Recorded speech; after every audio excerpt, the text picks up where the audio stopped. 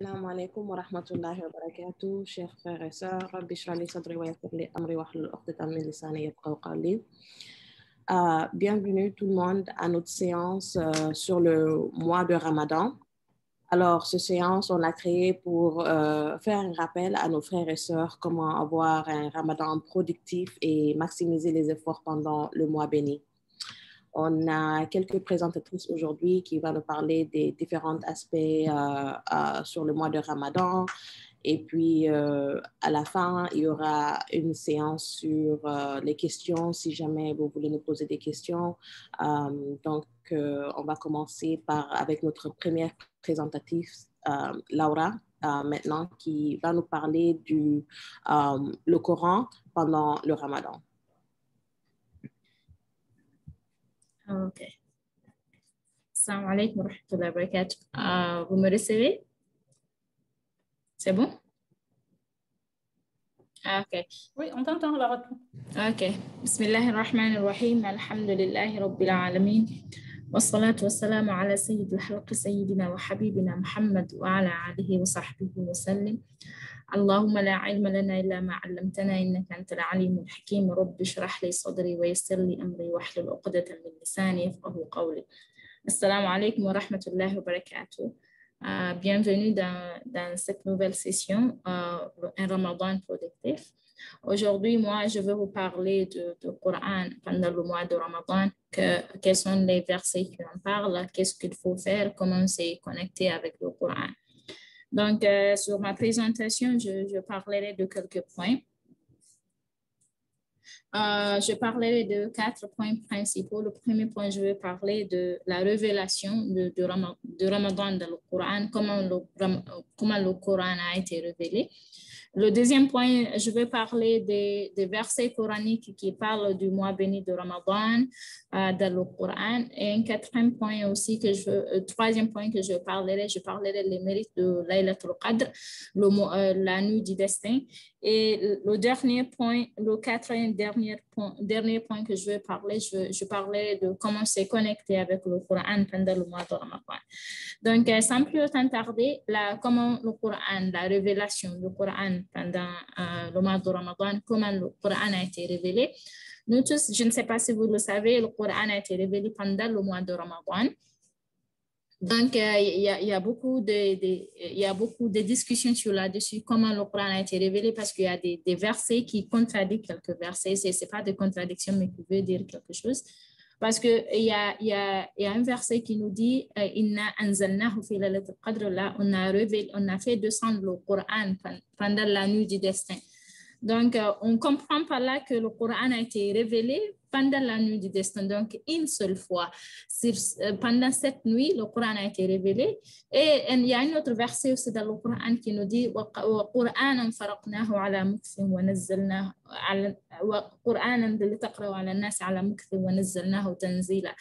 Le Coran, nous avons fait descendre un Coran que nous avons fragmenté. Là, on nous dit encore qu'on a fragmenté le Coran pour que tu le lises lentement aux gens. Et nous l'avons fait descendre graduellement. Alors, qu'est-ce qu'on comprend par là? On a un verset qui nous dit on a fait descendre le Coran pendant la nuit du destin. Et on nous a dit aussi au prophète on a fait descendre un Coran qu'on a fragmenté. Donc, la plupart des ulama, qu'est-ce qu'ils ont dit par là? Que le Coran est descendu en entier venant de l'Awh Mahfouz au Bayt al-Ma'mour. En fait, l'Awh Mahfouz, c'est là où était le Coran à l'état initial. Et donc, ça a descendu, ça a quitté de l'Awh Mahfouz à Bayt al-Ma'mour pendant la nuit du destin de Laylatul Qadr. C'est pourquoi Allah il a dit Inna anzalnahu fi laylatul Qadr. Donc, le Coran de quitter de l'Awh Mahfouz à Bayt al-Ma'mour. Bayt al-Ma'mour, actuellement, c'est là où se trouve, c'est le ciel de ce bas monde, le ciel qu'on voit là. Donc, le Coran quittant de l'Awh Mahfouz à Bayt al-Ma'mour, c'est là que le Coran au complet était descendu pendant la nuit du destin. Et maintenant, le Coran quittant le ciel de la terre étant révélée au prophète à l'intermédiaire de Jibril alayhi salam a été faite pendant 23 années de la vie du prophète sallallahu alayhi wa sallam. Donc, c'est pourquoi on le dit que le Coran, en même temps, ça a été révélé en entier une seule nuit et ça a été fragmenté tout au long de 23 ans de la vie du prophète sallallahu alayhi wa sallam. Mais Allah connaît mieux. Donc, le deuxième point qu'on va parler, c'est les versets coraniques qui parlent de Ramadan dans le Saint-Coran. Le premier verset qu'on va y parler, c'est le verset là, Allah subhanahu wa ta'ala, il a dit là dans son Saint-Coran, شهر رمضان الذي أنزل فيه القرآن هدى للناس وبينات من الهدى والفرقان. Là, il a directement spécifié, il a dit le mois béni de Ramadan, lequel auquel le Coran a été descendu. Donc, on connaît, là, Allah, il a révélé directement, nous disons que le Coran a été révélé pendant le mois de Ramadan. Il n'a pas spécifié quand, comme guide pour les gens et preuve claire de la bonne direction et du discernement. Donc, quiconque d'entre vous est présent pendant ce mois qui le gêne. Donc, il y a le verset, c'est pas à la fin du verset, mais en fait, c'est un peu long. On ne va pas rentrer, c'est la partie, je pense, qui nous intéressera le plus. Et il y a un autre verset aussi qui parle, Allah subhanahu wa ta'ala, il a dit, Ya ayyuhalladhina amanu kutiba alaykum as-siyam kama kutiba ala alladhina min qablikum la'allakum tattaqun. Là, il a spécifié, il a parlé aux croyants, c'est là que le jeûne a été imposé aux croyants. Je ne sais pas, actuellement, as-siyam, le jeûne a été recommandé. Nous ne sommes pas la première génération des prophètes à être, en fait, a été prescrit du jeûne. Et le jeûne a été prescrit pendant aux générations entières, aux autres prophètes, en fait, aux générations des autres prophètes. Donc, nous ne sommes pas les premiers. C'est pourquoi Allah dit, j'ai prescrit sur vous de la même manière que j'ai prescrit aux gens qui sont venus avant vous. Donc, un autre verset aussi, là, ce n'est pas un verset, c'est un surah en entier, c'est surah Al-Qadr. Il y a une surah en entier qui parle de Laylatul Qadr, qui est Inanzalnahu fi Laylatul Qadr. C'est pas un seul, c'est des versets qui parlent du mois de Ramadan en entier, ça parle de la nuit du destin. Et un autre verset aussi qui nous dit Inna anzalnahu fi Laylatul Mubarak. Ça aussi, ça vient dans le même sens, on nous dit on a fait descendre, là on n'a même pas dit le Coran, on l'a fait descendre. Donc si on dit on l'a fait descendre, Allah faisait référence au Coran. Fi laylatin mubaraka, dans une nuit bénie, inna kunna munzirin fi surat al-Dukhan. Donc le troisième point là où donc, le troisième point là, on va parler des mérites de Laylatul Qadr. Comme vous le savez, le mois de Ramadan en entier est très important, très intéressante. Et ce qui la met de plus intéressante, c'est à cause de la nuit du destin qui se trouve dans le mois de Ramadan, plus spécifiquement dans les 10 derniers jours du mois de Ramadan. Donc, quels sont les mérites de cette nuit qui est vraiment importante, qui n'est pas ratée? On prie Allah subhanahu wa ta'ala de nous donner la chance d'avoir le Laylatul Qadr et d'avoir les bonnes œuvres et les bonnes, en fait, toutes choses qui viennent de cette nuit bénie. Donc, Allah... Qadr, actuellement, le mot, quand on veut le définir, le mot, il veut plusieurs choses. Ça veut dire estime, comme Qadr, ça veut dire aussi la nuit du décret. Pourquoi on dit que Laylatul Qadr, c'est la nuit du décret? Parce qu'on dit que c'est cette nuit qu'Allah va écrire toutes choses qu'il te donnera pendant les 365 jours maintenant. Donc, toutes choses, comme par exemple, on dit si Fatima va partir en Hajj, si Mariam sera, toutes bonnes choses sera écrite pour toi cette nuit, la nuit de Laylatul Qadr. Donc, c'est pourquoi la nuit aussi nuit de décret. C'est une nuit qui a de la valeur. Et la nuit aussi de Laylatul Qadr est meilleure. Allah, il a dit qu'elle est meilleure que 1000 nuits. 1000 mois, je veux dire, Al-Shahr, 1000 mois, quand on divise ça en 12 mois, ça sera 83 ans. Vous savez, l'espérance de vie, le plus souvent, ne dépasse pas les dépasse pas, on peut dire 70, on ne sait pas, c'est Allah qui le connaît mieux, mais l'espérance de vie le plus souvent, c'est dans les 70 et plus. Donc, si Allah te dit que seulement une seule nuit te dépasse, plus de 83 ans qui n'ont pas 7 nuits dedans, donc c'est pour vous dire combien de fois cette nuit elle est intéressante. Et le prophète sallallahu alayhi wa sallam, il a dit dans un hadith authentique de Al-Bukhari, man qama laylatul qadri imanan wa ihtisaba غفر له ما تقدم من ذنب. Toute personne, qama en fait c'est s'arrêter, mais qu'est-ce qu'il veut dire par là? C'est toute personne qui se donne à fond, qui arrive à avoir la chance de trouver laylatul qadr, iman avec la foi un cœur saint, et aussi ihtisaba, ça veut dire c'est donner à fond à Allah subhanahu wa ta'ala, s'ouvrir entièrement pour soit en demandant pardon à ses péchés, en fait à s'ouvrir vraiment, c'est donner pour tout son être, tout ce qu'on peut. Qu'est-ce que le prophète lui a dit? Cette personne sera pardonnée de toutes choses que tu as fait avant. Donc, c'est pour te dire, bien sûr que nous savons chaque jour, chaque minute, on fait des péchés. Même en parlant, même en s'assoyant, on fait des péchés qu'on ne se rend pas compte. On te dit, si tu te donnes à fond pour une nuit, Allah va te pardonner pour toutes choses que tu as fait. Donc, c'est une nuit qu'on ne doit pas rater. Et aussi, il faut savoir que la nuit vient une seule fois dans l'année. Quand tu la rates, Laylatul Qadr, c'est seulement une seule fois dans 365 jours. Donc, quand tu la rates, tu dois attendre 64 jours encore. Et qui sait qu'aussi on aura la chance aussi d'être en vie pendant les 364 jours qui doivent venir. Et aussi, la nuit du destin de Laylatul Qadr se trouve dans les 10 derniers jours de Laylatul Qadr. Donc, ce n'est pas spécifié. Tout ce qui est les hadiths authentiques venant du prophète sallallahu alayhi wa sallam, il n'avait pas donné le jour spécifique, quel est le jour de Laylatul Qadr. Mais tout ce qu'on sait, ça se trouve pendant les 10 derniers jours. Donc, il faut se donner à fond pour ne pas y rater. Donc, le prophète sallallahu alayhi wa sallam et ses compagnons, si les 10 derniers jours venaient, ils laissaient toutes choses qu'ils venaient. Donc, imaginez le prophète, une personne qu'Allah lui a dit, je t'ai pardonné tout ce que tu as fait et tout ce que tu feras, même ce que tu n'as pas fait. Donc, et aussi, c'est pas ça, Allah lui a donné, je t'ai promis le Jannatul Firdaus. Cette personne, au fait, le prophète n'avait même pas l'intérêt de se donner à fond pour Laylatul Qadr, parce que qu'est-ce qu'on cherche? C'est d'être pardonné ses péchés et d'avoir le Jannatul Firdaus. Et Allah lui a dit, je t'ai donné tout ça. Et lui, il s'est donné, il s'arrêtait jusqu'à ce que ses pieds se gonflaient. Il ne pourrait plus s'arrêter. C'est pour te dire combien de fois il s'arrêtait en prière. Il s'est donné, et nous qui faisons des péchés chaque minute, on ne sait pas, on fait des péchés, on demande à Allah, on ne sait pas si on sera pardonné, seul ne sera pas notre. En fait, on se donne à fond pour avoir le Jannah. Allah ne nous a pas promis qu'on va nous donner Jannah. Donc, je me dis, si le prophète sallallahu alayhi wa sallam, il s'est donné à ce point pour cette nuit, quoi que ce soit, nous, en fait, êtres humains qui sont pécheurs, qu'est-ce qu'on attend pour le faire?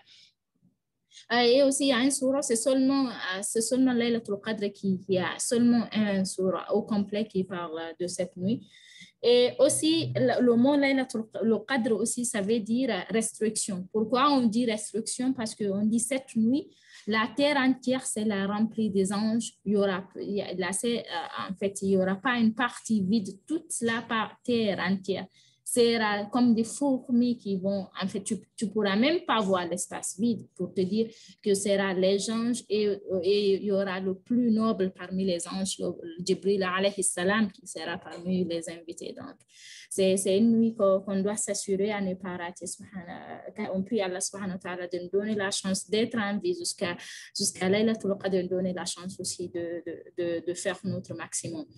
Et le dernier point que je veux en venir, c'est comment se connecter avec le Coran pendant le mois de Ramadan.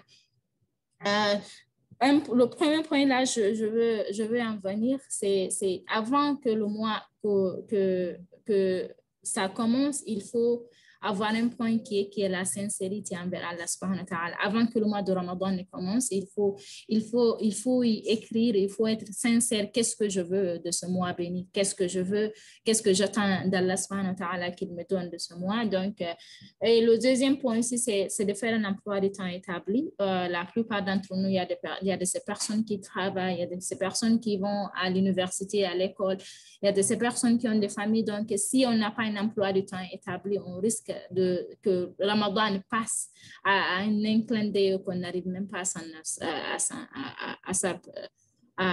on n'arrive même pas à voir que le Ramadan est passé et qu'on n'a même pas eu la chance de faire quelque chose dedans. Donc, il faut, moi, ce que je recommande, c'est d'avoir un emploi du temps. Quels sont les meilleurs moments pour moi pour dormir, les meilleurs moments pour moi de réciter le Coran, les meilleurs moments pour moi de prier. Donc, toute personne est spécifique. En fonction peut-être si tu travailles, si tu as des cours, tu peux te programmer. Là, c'est le meilleur moment que je peux faire ça. Et avant que le mois de Ramadan ne commence, c'est ce que je recommande. Et aussi de trouver le moment propice, et aussi les méthodes pour lire le Coran. Comme par exemple, tu peux être débutante dans le Coran, tu peux être avancée. Comme par exemple, si tu peux te demander la question, et si je suis débutante, je ne connais pas trop comment réciter. Si tu es débutante, il y a plusieurs choses que tu peux faire. Si tu connais un peu lire, efforce-toi à lire. Au fait, Allah, il voit beaucoup la qualité, l'effort que tu en fais. Ce n'est pas la quantité que j'ai fini le Coran en entier, mais l'effort que tu as fait pour atteindre ça, même si c'est une seule page, tu arrives à faire des heures pour faire une seule page. Allah voit l'effort que tu as fait et il va te le récompenser avec ça. Et si tu connais ça, comment lire le Coran en arabique, il faut lire aussi en fait la traduction. Il y a des langues différentes si tu veux lire en français, soit en anglais, soit en arabe, toute langue que tu es confortable. Lire aussi, à comprendre qu'est-ce qu'on lit, c'est une partie très importante parce que c'est ce qui va nous donner la chance d'implémenter, d'avoir la crainte d'Allah subhanahu wa ta'ala. Parce que si tu comprends ce qu'il te dit, ça sera plus facile pour toi d'implémenter et de faire ton mieux à changer ta vie pour le meilleur.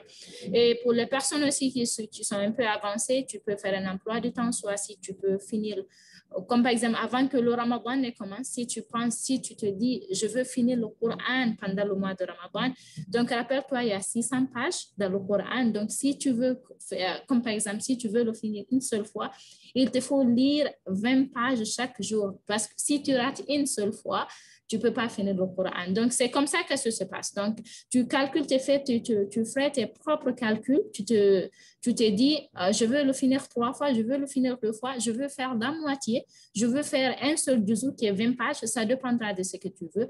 Je vais m'efforcer peut-être, tu te dis, moi, mon combat pour ce Ramadan, je vais m'efforcer à apprendre à lire le Coran en arabique. Parce que Allah subhanahu wa ta'ala, il a dit là, le Coran en arabique, c'est un Coran qui a été révélé dans la langue arabe. Donc, il faut qu'on s'efforce, même si on ne peut pas, avec les doigts et l'effort, Allah nous donner la chance de connaître comment le lire.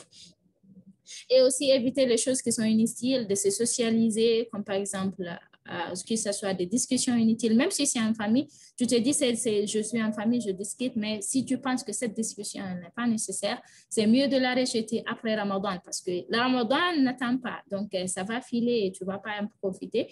Et si tu veux faire des shopping, moi, c'est que je recommande de le faire avant toute chose que tu peux faire avant que Ramadan ne commence. Moi, je recommande de le faire comme ça. Et puis, aussi un autre point aussi que je veux énumérer là, c'est le téléphone, surtout pendant les 10 derniers jours pour mieux en profiter de Laylatul Qadr. Si tu vois que tu n'as pas la possibilité, il n'y a pas une nécessité d'être connecté, tu peux déconnecter l'Internet parce que tu peux utiliser le téléphone sans te rendre compte que tu as déjà dépensé 30 minutes, 1 heure de temps sans te rendre compte. Donc, afin de déconnecter ton Internet, ça te donnera la chance de te connecter, de se concentrer, d'avoir plus de temps à l'adoration d'Allah subhanahu wa ta'ala. Donc, aussi, moi, je recommande aussi un autre point, c'est même si tu pars à la mosquée, prier avec les gens, prier à Tarawih, prier Tahajjud à partir de la mosquée. Je recommande d'avoir une prière privée entre toi et Allah subhanahu wa ta'ala, surtout les 10 derniers jours, pas parce que tu ne sais pas quel jour c'est la nuit de Laylatul Qadr. Et c'est une nuit, Allah t'a dit, c'est cette nuit que je vais écrire toutes choses que je te donnerai toute l'année.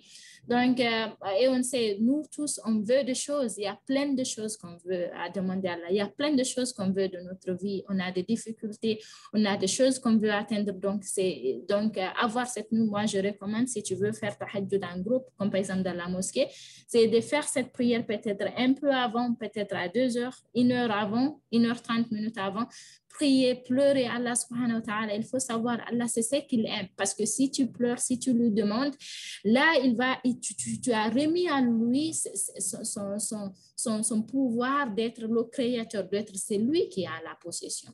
Parce que si tu pleures, tu dis, Allah, donne-moi ça, donne-moi la chance d'avoir ça, donne-moi, donne-moi la santé, donne-moi toutes choses qu'on veut.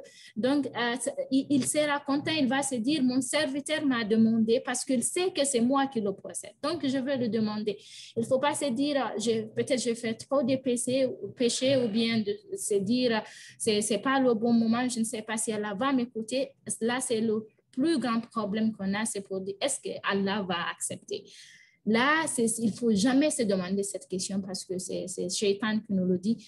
Il faut s'ouvrir complètement à Allah subhanahu wa ta'ala. Comprenez, il voit ce qu'il y a dans ton cœur, il voit la peine, il voit les difficultés que tu traverses, que toute personne, les autres personnes de ton entourage, personne ne le voit. Et il faut savoir, lui, il voit et il t'aime plus que toute chose. Il t'aime plus que ta propre maman que tu as mis au monde. Donc, c'est pour te dire, il ne te fera jamais du mal. Toute chose qu'il veut, il veut que tu te rapproches de lui. Il veut que tu lui demandes. Parce que tu lui demandes, même si tu lui demandes quelque chose qui va remplir la terre entière, ça ne va pas lui diminuer à rien, ça ne va pas l'augmenter à rien. Toute chose qu'il veut qu'on lui demande, qu'on lui montre que c'est lui qui possède les choses, c'est à lui qu'on revient.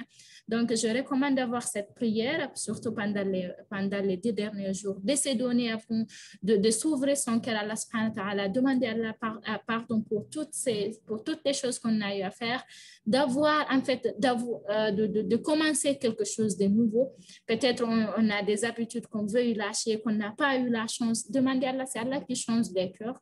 C'est lui qui possède toutes choses. Demandez à Allah, donne-moi la chance d'être une meilleure personne que j'étais avant, j'étais en 2011. Je veux changer après Ramadan, je veux être une nouvelle personne, je veux avoir la chance d'être ça.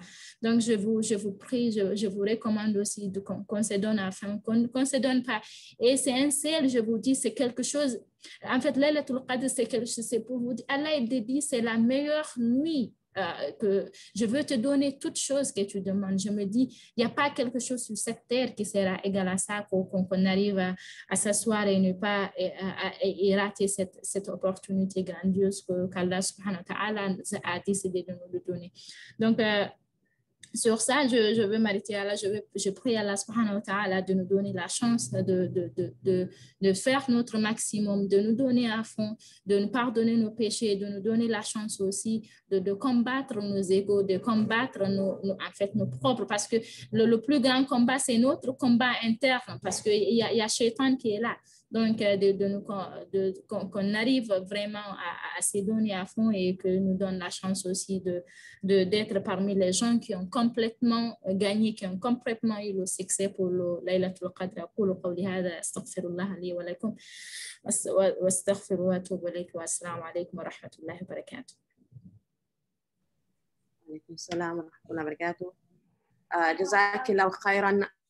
Merci beaucoup à notre sœur Laura pour sa présentation qui est très informative et qui avait des très bonnes recommandations aussi, qu'elle accepte le doua et puis qu'elle nous aide à les appliquer et à maximiser le mois du Ramadan.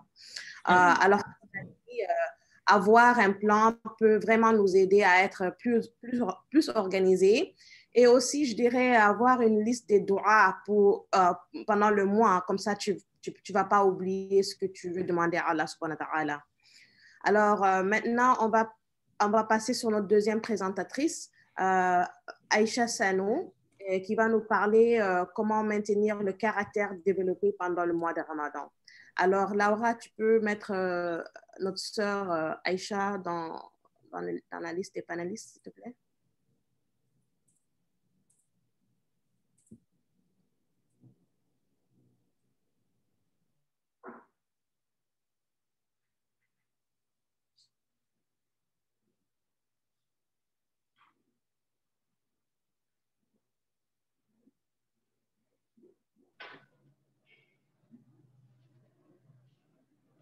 Okay, so I'll start. So peace be upon you all and a very good afternoon. My name is Aisha Kutub Sano, and today I'll be talking about developing the Ramadan character.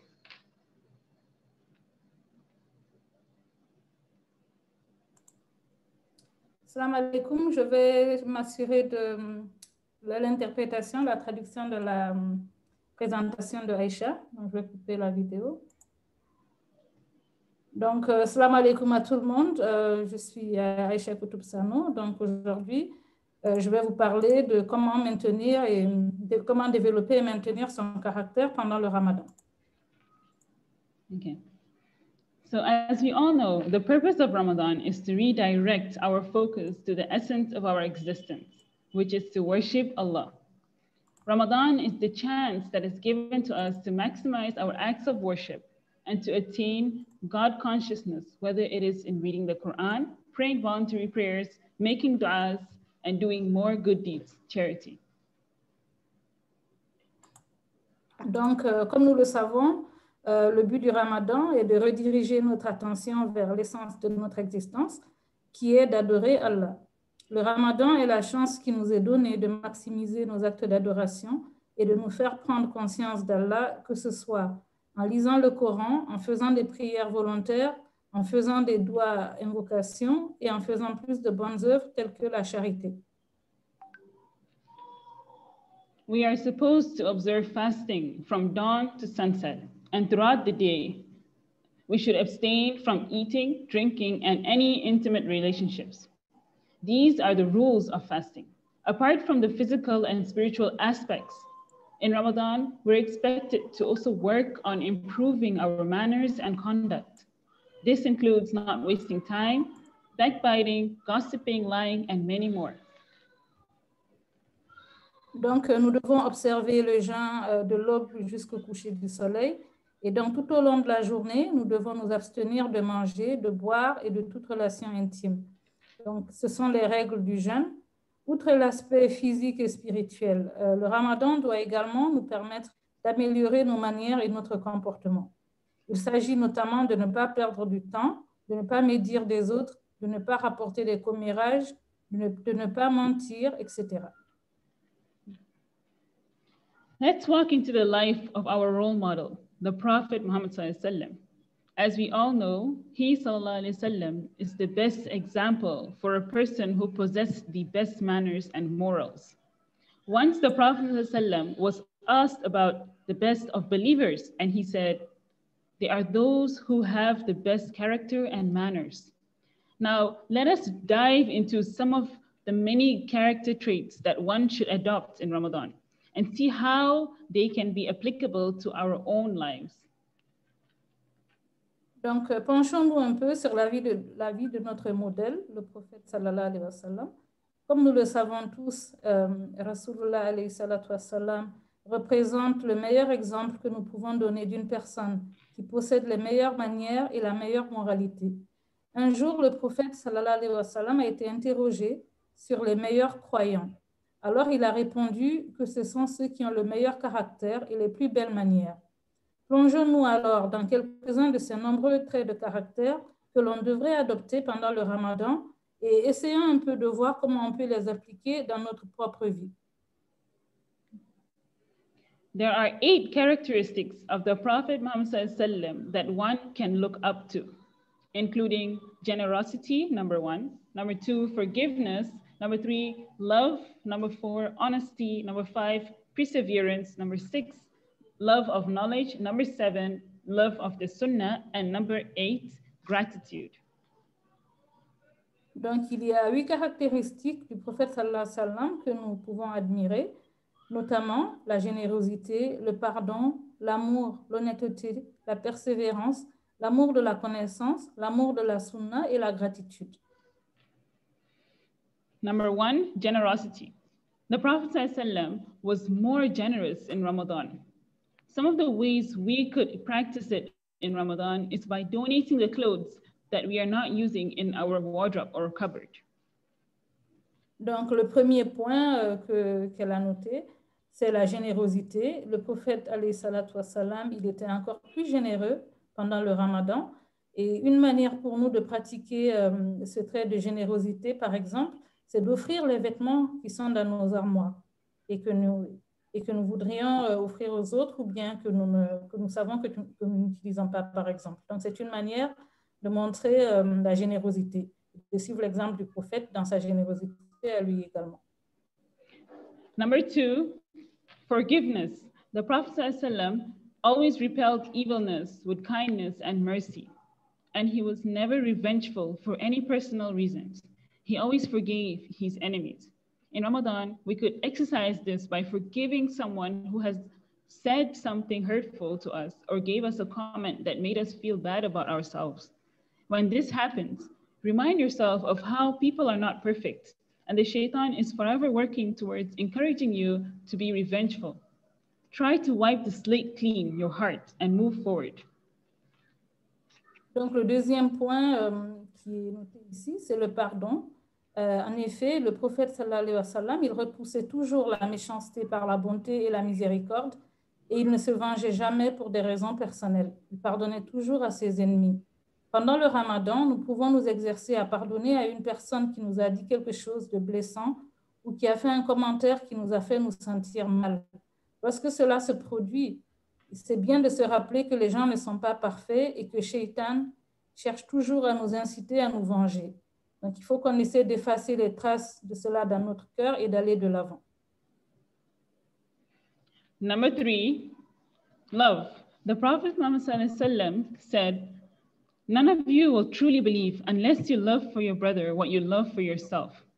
In Ramadan, we could express this by donating something of ours that we actually love. This would teach us the importance of putting others first.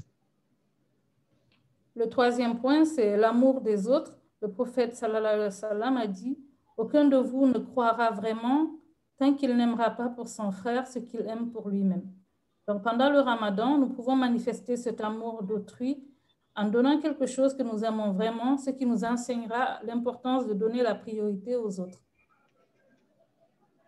Number 4, honesty. The Prophet Muhammad said, "Whoever does not give up bad speech or evil doings, Allah is not in need of his leaving his food and drinks."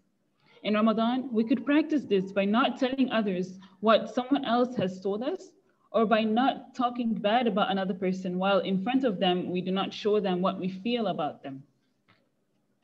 Quatrième point qui est noté, c'est l'honnêteté.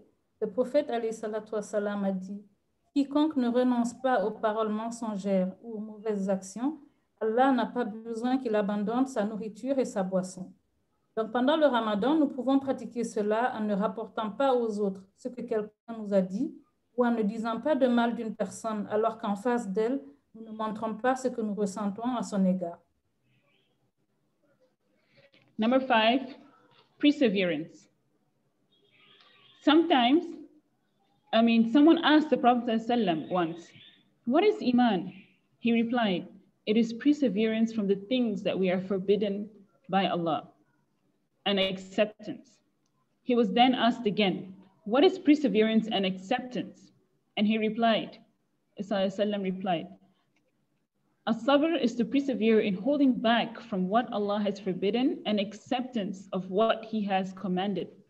In Ramadan, we could practice this by staying strong even when we get very tired in the middle of the day, and by still fasting without stopping no matter what, no matter how tiring or how hard fasting gets throughout the day.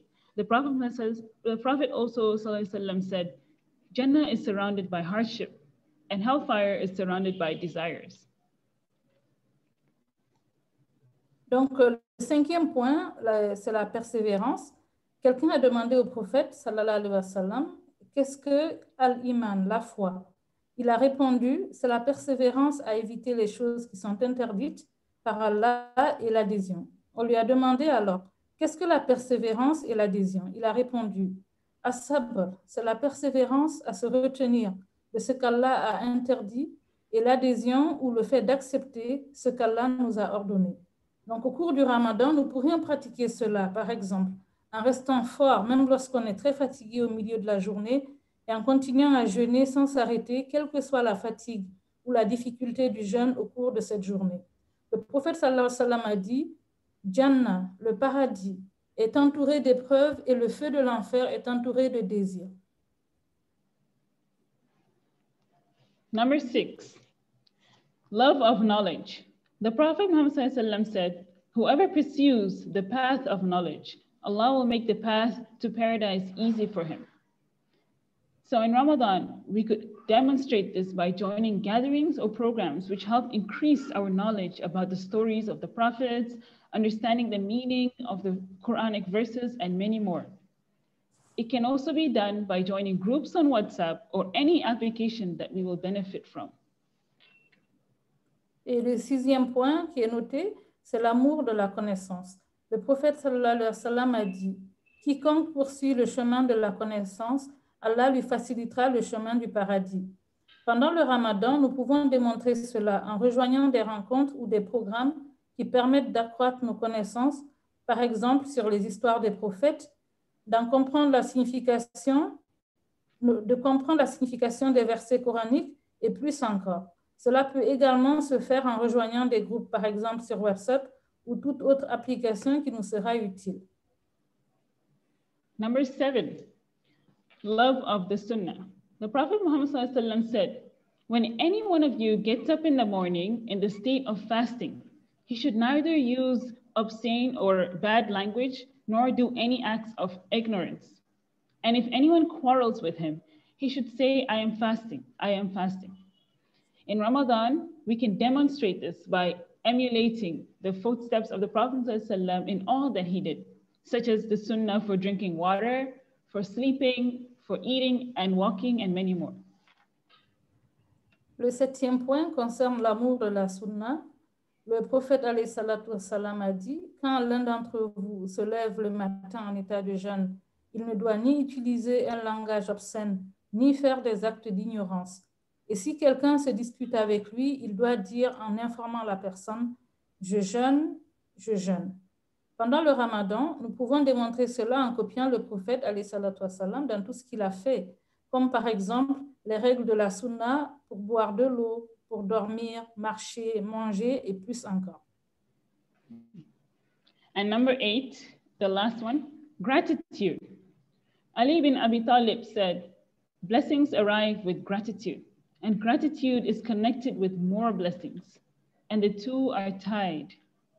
In Ramadan, we can express this by reminding ourselves of the things that we take for granted, such as the food on the table, whereby we should think of those who are less fortunate than us. Le 8e et dernier point, c'est la gratitude. Ali ibn Abi Talib, radiallahu anhu, a dit, les bénédictions viennent avec la gratitude et la gratitude est liée à plus de bénédictions et les deux sont liés. Pendant le Ramadan, nous pouvons exprimer cette gratitude en nous rappelant les choses que nous considérons comme étant des acquis. Par exemple, quand nous avons de la nourriture sur la table, nous devons penser aux personnes qui sont moins privilégiées que nous. So how to observe all of these depends on you. Remember, Allah subhanahu wa ta'ala tells us in the Quran that He does not change the condition of a people until they change what is within themselves. Donc, après toutes les caractéristiques qu'on a notées plus tôt, la façon d'appliquer tout cela dépend de vous. Et il faut se rappeler qu'Allah nous a dit dans le Coran qu'il ne change pas la situation d'un peuple tant que ce dernier ne change pas ce qui est en lui-même. Now ask yourself, what do you want to improve about yourself? Reflect. Take 5 things, list them down. Prioritize, set a goal, and then make dua daily. Reward yourself for your efforts of trying or fighting. If you need tracking, reflect on your day if you had stayed away from that behavior throughout the day. Donc maintenant, c'est le moment de vous poser la question, qu'est-ce que vous voulez améliorer en vous-même? C'est le moment de réfléchir. Donc, prenez 5 choses, faites une liste et classez ces choses par ordre de priorité. Fixez-vous un objectif et faites des doigts, des invocations tous les jours. Récompensez-vous pour vos efforts. Si vous avez besoin d'un suivi, réfléchissez à votre journée pour juger si vous avez évité ce comportement tout au long de la journée, par exemple. Also remember, we all have a strength. And in Islam, this word is termed as your light, that which makes up your uniqueness and your character stand out. It could be patience, generosity, compassionate, or many more. In Ramadan, it is your chance to overuse it. Donc, n'oubliez pas non plus que chacun de nous a une certaine force. En islam, on appelle ce mot notre lumière. C'est ce qui fait ressortir la particularité et notre caractère également, notre particularité et notre caractère. Cela pourrait être par exemple la patience, la générosité, la compassion, et chacun de nous a une force. Pendant le Ramadan, c'est l'occasion de nous en servir pleinement. Let us plan how we could make use of our every strength. The strategy includes the following. Number 1, noticing the strength. Donc, planifier un peu comment nous pourrions utiliser toutes nos forces. La stratégie comprend les points suivants. Premièrement, il faut observer et remarquer quelle est votre force particulière. Number 2, internalizing it through self-talk. Deuxièmement, c'est bien de l'intérioriser en se parlant à soi-même. Number 3, while engaging in the strength, flourish it. Donc, tout en vous impliquant avec cette force qui est la vôtre, essayez de la développer également. Number 4, if you are feeling discouraged due to an outside force, environmental circumstance, for example, remind yourself of your niyyah or your intentions, always for His sake, subhanahu wa ta'ala, not to please anyone or receive anything in return. In that difficult moment of implementing the strength, internalize du'as, requesting for ease in so and so. That will facilitate the process for you. Allah is watching you persevere. Do not give up. Donc, quatrièmement, si vous vous sentez découragé à cause d'une circonstance extérieure, rappelez-vous de vos niyas, c'est-à-dire de vos intentions. Tout ce que vous faites, c'est toujours pour l'amour d'Allah subhanahu wa ta'ala et pas pour plaire à quelqu'un ou recevoir quelque chose en retour. Donc, dans ce moment difficile de mise en pratique de ces capacités, intériorisez les doigts en demandant à Allah la facilité dans tel ou tel domaine. Et cela faciliterait le processus pour vous. Allah vous regarde persévérer, donc n'abandonnez pas. Number 5, you have conquered your ego by not letting anything prevent you from utilizing your strength, no matter what. Vous avez donc conquis votre ego en ne laissant rien vous empêcher d'utiliser vos forces, quoi qu'il arrive. And number 6, while going over the limit with your strength, remember that no act of goodness will ever go to waste in the sight of Allah. Expect to be rewarded by Him, subhanahu wa ta'ala, in any form, since your sole purpose was to do that which pleases Allah. Number 7, remember that your priority is Allah's pleasure. This should keep you thriving despite the tests that comes with it.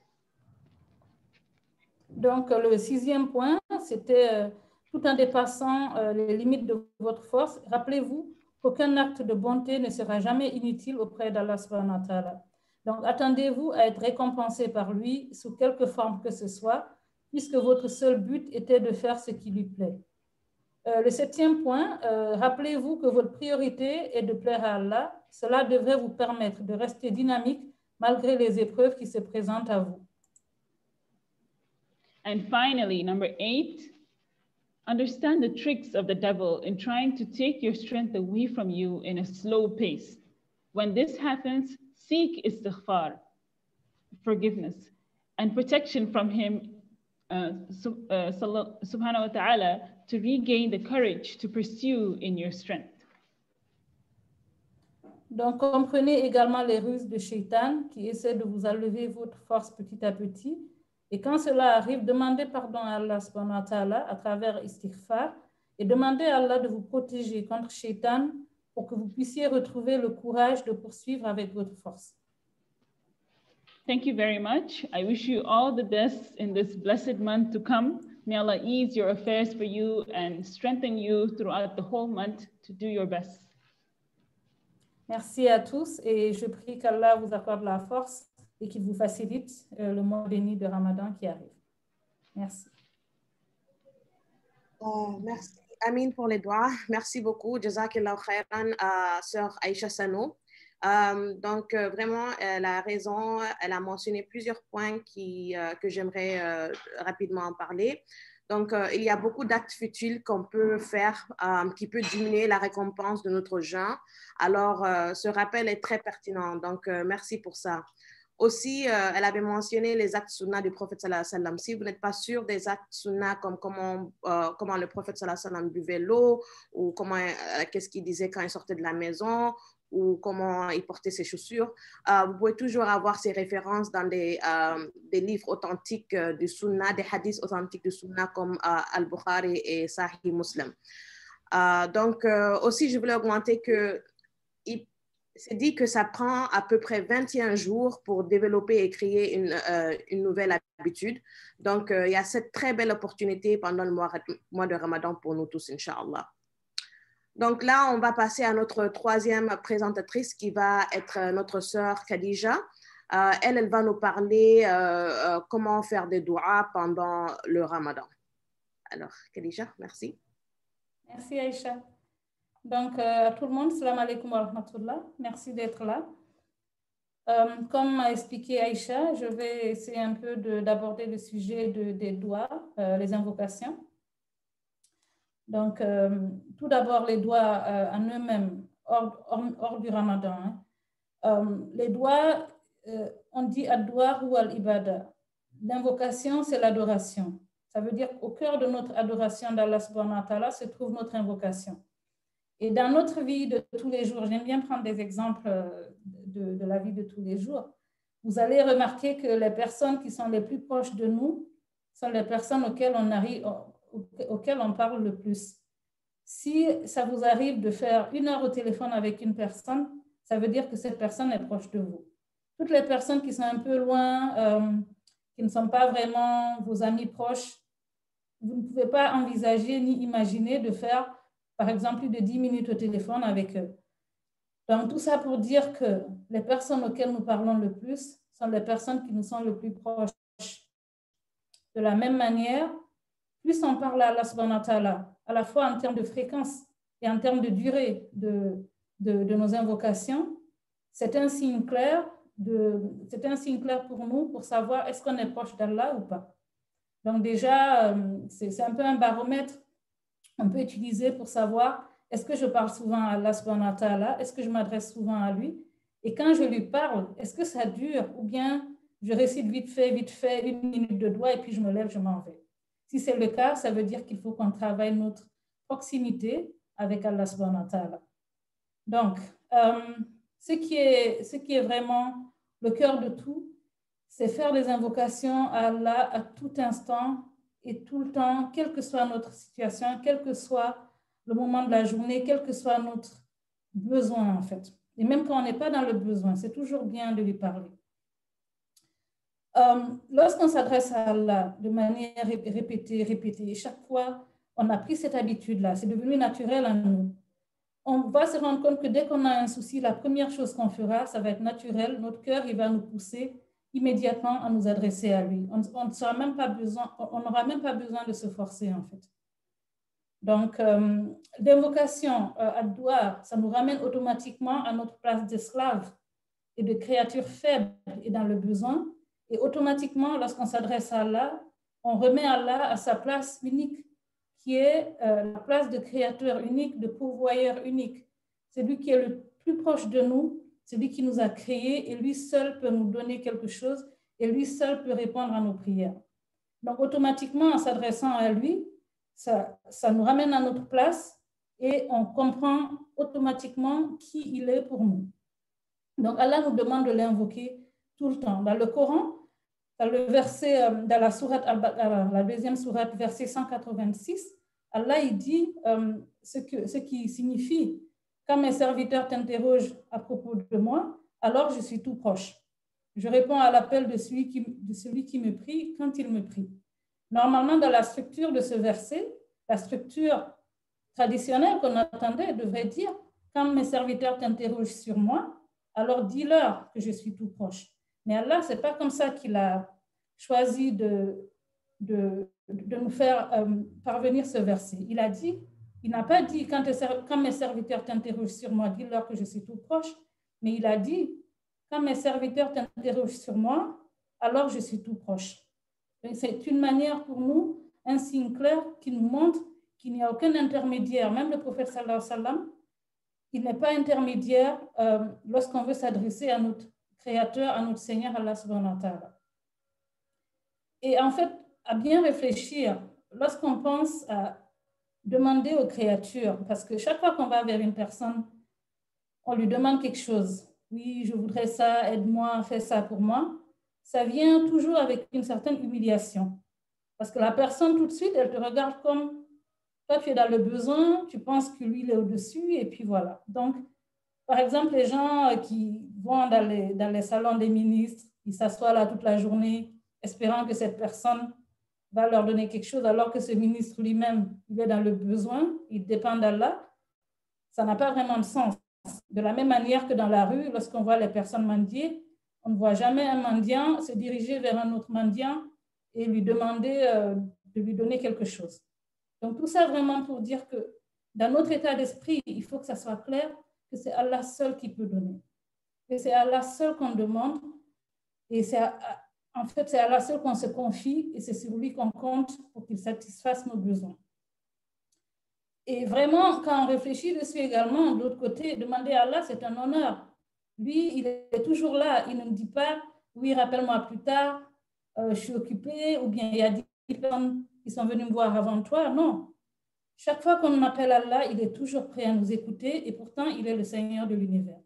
Donc, c'est le meilleur deal pour nous en tant que créatures. Le meilleur deal pour nous, c'est nous tourner vers lui, c'est lui faire nos invocations, lui adresser nos prières, lui faire nos demandes. Il n'y a pas meilleur deal que ce deal-là. Voilà. Donc ça, c'était par rapport aux invocations. Et la nature même des invocations, je voulais partager quelques points que je jugeais importants. Lorsqu'on fait des doigts, il faut penser du bien d'Allah. C'est ça qu'on appelle husnul zan billah, penser du bien d'Allah. Allah, il n'aime pas décevoir celui ou celle qui se tourne vers lui. Et ma mère, qu'Allah la préserve et lui accorde une longue vie et une bonne santé, ma mère dit souvent, Allah, même quand tu ne lui demandes pas, il te donne. À plus forte raison quand tu lui demandes. Donc, ça me revient souvent ce qu'elle dit. C'est une manière donc de nous encourager à toujours se tourner vers Allah et penser du bien de lui et savoir que même quand on ne lui demande pas, il nous donne. À plus forte raison, parce qu'on prend le temps de se tourner et dire, Ya Allah, donne-moi ceci, c'est très important pour moi. Donc, il faut y croire, il faut penser du bien de lui. En plus de penser du bien d'Allah, il faudrait être patient, ne pas dire « Oh, j'ai demandé à Allah, mais il ne m'a pas répondu ». Ça également, ce n'est pas la bonne manière de procéder. Savoir que lorsqu'on demande à Allah, il faut être patient. C'est lui qui sait ce qui est bien pour nous. Et souvent, autour de nous, si vous avez constaté, il y a beaucoup de gens qui disent « Moi, j'ai demandé une chose X à Allah, mais il m'a donné une chose Y. » Et avec le temps, je me suis rendu compte que cette chose était meilleure pour moi. Donc, il ne faut pas être têtu, il ne faut pas être figé. Il faut toujours avoir l'humilité de savoir que nous n'avons pas la connaissance. C'est Allah qui sait ce qui est bon pour nous. Donc, une fois qu'on a fait nos doigts, nos invocations, on laisse le reste à Allah et on est convaincu qu'il va nous répondre d'une manière ou d'une autre. Mais il va nous répondre de la manière qui nous arrange le plus. Okay. Donc, ça, c'est par rapport également aux invocations. Un autre point qui avait été mentionné qui est très important, ça, ce point, je l'ai personnellement pratiqué.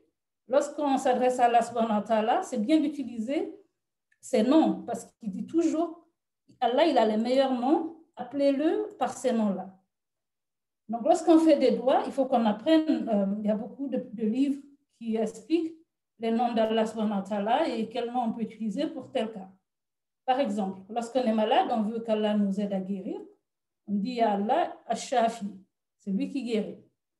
Lorsqu'on veut, par exemple, qu'il augmente notre subsistance, nos provisions, qu'il nous donne un job, on appelle Allah Al-Razak, Al-Wahhab, Al-Karim.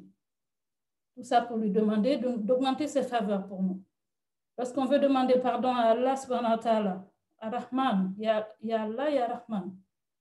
Et lorsque, par exemple, on veut qu'Allah nous donne le pouvoir de changer une certaine situation, ou qu'Allah nous défende contre une personne particulière, on appelle Allah Al-Aziz, Al-Qawi, le plus fort, Al-Matin. Tout ça, c'est des noms qu'on peut utiliser, donc c'est bien d'apprendre les noms d'Allah subhanahu wa ta'ala, de comprendre ce que ces noms veulent dire, et d'utiliser ces noms dans nos invocations lorsqu'on se tourne vers Allah subhanahu wa ta'ala. Maintenant, pour le Ramadan particulièrement, donc, ce qui est souvent dit et qui est très utile et qui est très véridique, c'est que chaque Ramadan devrait être unique pour nous. Pourquoi? Chacun de nous connaît des personnes qui étaient avec nous le Ramadan précédent, mais qui ne sont plus avec nous ce Ramadan-ci. Donc, chaque fois qu'on dit à quelqu'un, jeûne ton Ramadan comme si c'était ton dernier, considère ton Ramadan comme si c'était le dernier que tu allais avoir sur cette terre, je pense que c'est le meilleur conseil qu'on peut donner à une personne. Parce que de la même manière que toutes ces personnes sont parties, il y a quelques jours à peine, on a encore perdu une amie à nous. En fait, on n'est jamais sûr. Donc, le premier doigt qu'on fait pour moi-même, que je fais pour moi-même, pour mes sœurs, pour mes frères, c'est je prie qu'Allah nous permette d'atteindre le Ramadan en sécurité et qu'il nous accorde tous les bienfaits de ce Ramadan. Donc, vraiment, on se conseille mutuellement. Je me conseille à moi-même et je conseille aux frères et aux sœurs de faire comme si ce Ramadan était notre dernier Ramadan, parce que de toute façon, un jour, on aura raison. Un jour, le Ramadan qu'on vivra sera le dernier qu'on vivra sur cette terre. Donc, c'est bien que chaque année qu'Allah nous donne, qu'on ne néglige jamais cette bénédiction que beaucoup n'ont pas eu la chance d'avoir. Donc, comme expliqué Laura au début de la conférence, les actes d'adoration ont une grande importance, surtout pendant les 10 dernières nuits. Et dans ces 10 dernières nuits, nous avons la nuit de Laylatul Qadr. Laura a expliqué en long et en large un peu la valeur de cette nuit-là, la nuit durant laquelle le Coran est descendu. Donc, les 10 dernières nuits du Ramadan, il faut vraiment les prendre très au sérieux. Si c'est possible, même au boulot, prendre un congé de quelques jours pour pouvoir prier, pour pouvoir invoquer Allah, parce que ce sont des nuits qui ne reviennent jamais dans notre vie. Donc, personnellement, également, ce que je fais par rapport au doigt pendant ces 10 dernières nuits, j'ai une liste que je fais chaque année. Et chaque nuit de Ramadan, et particulièrement chacune des 10 dernières nuits, je sors ma liste et je répète chaque dernière nuit de Ramadan la même liste de doigts, je répète la même invocation et je m'assure que je répète pas de manière laconique, mais avec vraiment tout mon cœur. Parce qu'Allah, il n'a pas besoin d'un doigt qui vient d'un cœur insouciant. Si on ne met pas notre cœur dans ce qu'on lui demande, il ne va pas prendre nos doigts au sérieux. Donc, c'est une habitude que j'ai prise. J'ai vu ses bénéfices de faire une liste pendant le Ramadan et les 10 dernières nuits de réciter les mêmes doigts pendant chacune des 10 dernières nuits du Ramadan. Donc, ça pour dire que le Ramadan, c'est une très grande opportunité d'avoir nos invocations acceptées, nos doigts. Chacun de nous a quelque chose au fond de lui qui est très important. On veut qu'Allah nous l'accorde. Donc, c'est une grande opportunité qu'Allah va nous faire vivre et on prie qu'Allah subhanahu wa ta'ala nous accorde le Ramadan, qu'il nous accorde Laylatul Qadr, la nuit bénie, et qu'il accepte nos invocations. Donc, merci à tous pour l'attention. Salam alaikum. Amin, amin, amin, ya Moujib. Wa alaykum salam wa rahmatullahi wa barakatuh. Merci beaucoup à notre sœur Khadija pour cette belle présentation aussi. Et puis, c'est vrai que Allah subhanahu wa ta'ala se fatigue jamais de nos invocations. Même si on demande plusieurs fois, à chaque instant, il ne se fatigue jamais. Alors que l'être humain, c'est le contraire. Quand on lui demande trop, au fur et à mesure, ils vont peut-être plus tard nous éviter parce qu'on demande trop. Alors qu'Allah, ce n'est pas le cas. Donc, voilà, ça c'est un très bon point. Et aussi, Allah subhanahu wa ta'ala nous dit en traduction dans Surah Qaf, Surah 50, ayah 16, nous avons effectivement créé l'homme et nous savons ce que son âme lui suggère et nous sommes plus près de lui que sa veine jugulaire. Alors, voilà, Allah est présent par sa connaissance. Et, donc, en profitant et demandons-lui dans ce mois béni, Inch'Allah. Qu'Allah nous aide à maximiser ce très bel mois. Et comme Khadija a dit, tout ça, d'abord, c'est un rappel pour nous avant tout. Et voilà, maintenant, on va passer sur notre dernière présentatrice, notre sœur Mariam Baldé, qui va nous parler de comment réussir son ramadan avec un emploi de temps très serré. Vous pouvez entre-temps aussi écrire vos questions, car après cette présentation, il y aura la séance sur les questions. Donc voilà, je passe le micro à notre sœur Mariam. Merci. أعوذ بالله من الشيطان الرجيم بسم الله الرحمن الرحيم السلام عليكم ورحمة الله وبركاته mes chères sœurs et frères en islam. Donc, comme sœur Aïcha vient de le dire, mon thème c'est comment réussir son ramadan avec un emploi du temps serré. Donc, je vais juste parler des bonnes habitudes et aussi quelques conseils et des affaires personnelles que moi je fais. Et donc, comme elle vient de dire aussi, c'est un rappel surtout pour nous parce qu'on sait qu'à chaque fois, on a besoin de rappels et autres. Donc, c'est un rappel pour nous-mêmes. Ensuite, à vous aussi. Donc, en introduction, je vais juste vous dire les détails de ce que je vais vous parler. Donc, je vais donner quelques conseils sur la nutrition, le gaspillage alimentaire aussi. On va parler de ça et comment l'éviter. Et le but de Ramadan, un peu avec nos activités quotidiennes et comment impliquer les enfants pendant le mois de Ramadan aussi. Ensuite, des solutions pour le manque de ressources. Je parlerai plus de ça à la fin. Donc, il faut juste se rappeler que le jeûne du mois de Ramadan constitue l'un des piliers de l'islam. Donc, on a 5 piliers et le Ramadan, c'est l'un des piliers de l'islam. Donc, je ne suis pas nutritionniste, comme je vous dis, mais j'ai fait quelques recherches pour nous aider avec la nutrition parce que c'est très important. Donc, on sait qu'on jeûne à partir du lever du soleil jusqu'au coucher du soleil. Donc, on a un grand gap où on ne mange pas. Et quand c'est l'heure de manger, parfois, on ne sait pas comment le faire. On mange trop. Il y a des gens, après le Ramadan, qui te disent « j'ai pris beaucoup de poids et tout ». Alors que où j'ai perdu du poids, le Ramadan, ce n'est pas un régime alimentaire là, pour perdre du poids. Il y a les bienfaits spirituels dedans. Donc, l'idéal après le iftar, donc l'idéal est d'éviter de grignoter continuellement tout au long de la soirée et de prendre trop de repas réguliers. Donc, cela signifie un petit déjeuner pris très tôt, un déjeuner à la rupture ou un dîner dans la nuit. Donc, de consommer des aliments à suhour pour durer les heures du jeûne. Donc, manger quelque chose équilibré pour que ça dure tout au long de la journée. Donc, renouveler votre niveau d'énergie en mangeant un iftar sain et équilibré, comme je viens de le dire. Donc, l'importance de l'hydratation. Et quand on dit hydratation, on parle de l'eau. L'eau est la meilleure hydratation parmi toutes les boissons. Donc, buvez beaucoup d'eau et mangez des aliments hydratants pendant le Ramadan tout au long de la période autorisée, donc de iftar jusqu'à suhour. Donc, comme je disais, buvez beaucoup d'eau, surtout quand on se retrouve dans des pays où en ce moment il y a beaucoup de chaleur, comme par exemple les pays en Afrique, d'où on vient, l'Afrique de l'Ouest et autres, il y a beaucoup de soleil.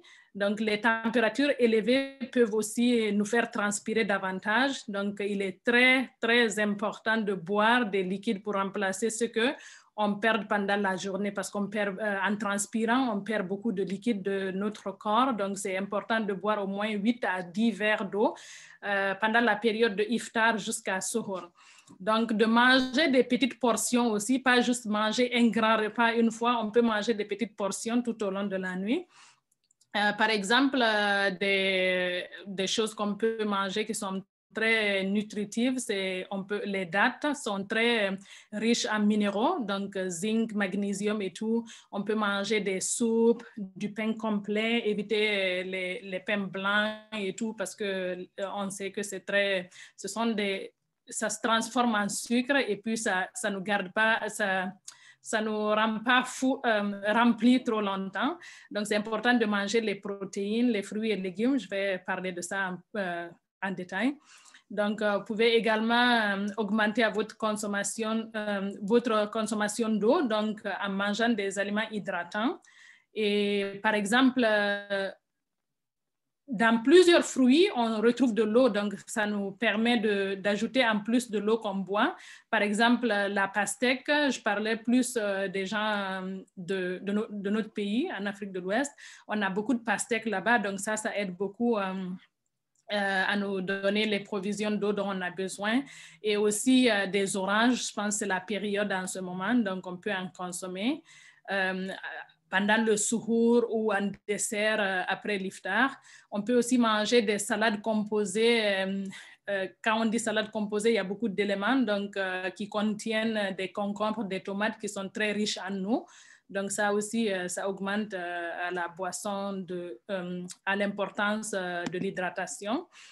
Et à éviter absolument, c'est de boire beaucoup de café. Par exemple, ceux qui aiment le café, on peut boire une tasse de café et le thé aussi. Le café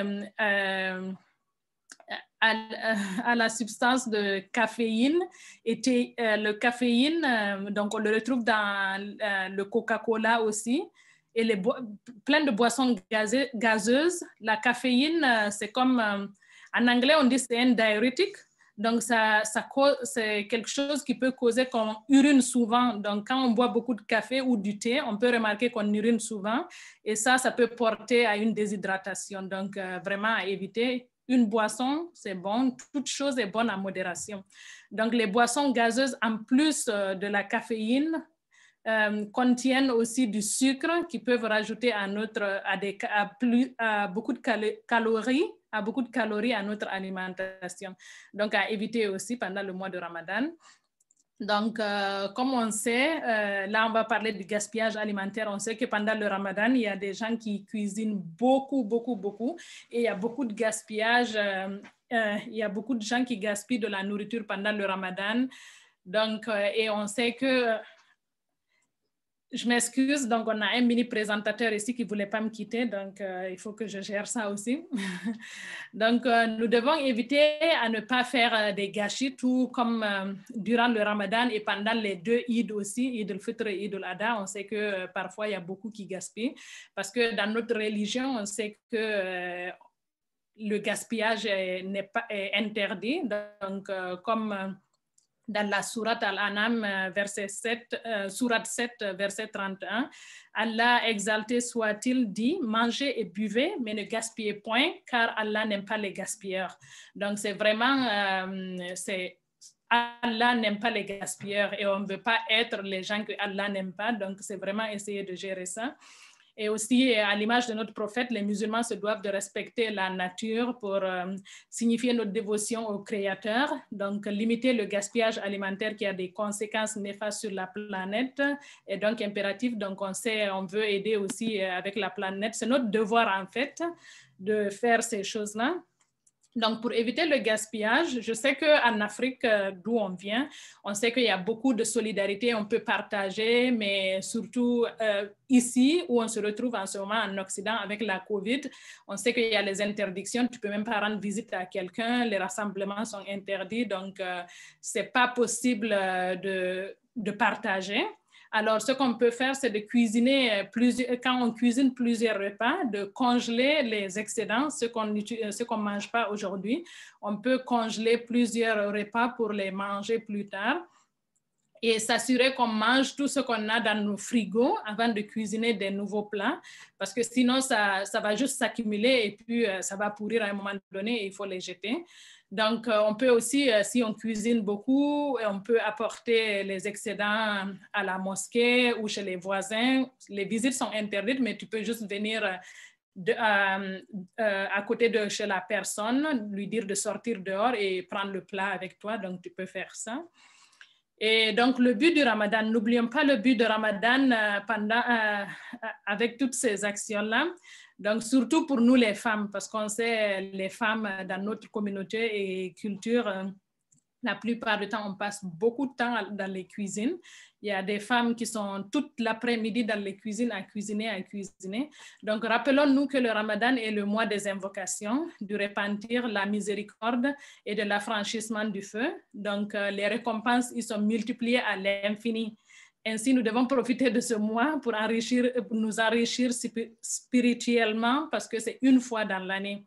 Donc, pour celles qui doivent être dans la cuisine chaque jour, on peut formuler notre intention autrement pour que ce soit un acte de ibadah. Donc, l'intention d'aller dans la cuisine, comme on peut formuler cette intention-là pour demander à Allah de nous faire que ce soit une bénédiction pour nous, d'avoir des hasanat.